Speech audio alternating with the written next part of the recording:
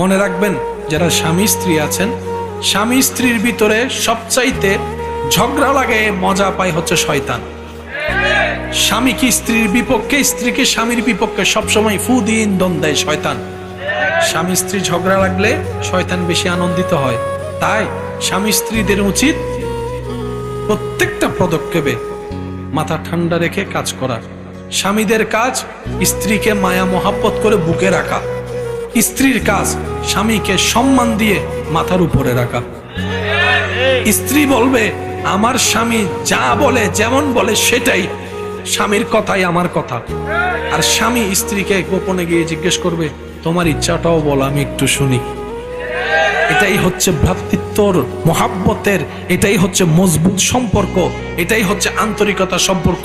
মনে রাখবেন, স্বামী স্ত্রী শুধু দুইটা ব্যক্তি নয়, এটার সাথে একটা পরিবার, একটা সমাজ জড়িত আছে। কথা বলেন ঠিক কিনা?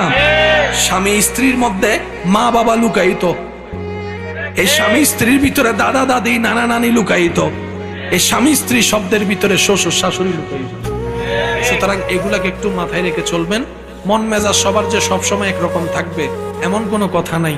একজন আরেকজনকে সাপোর্ট দিয়ে চলাই, কারণ বাঁচবই বার কয়দিন, দেখতে দেখতে তো হায়াত অর্ধেক শেষ হয়ে যাচ্ছে।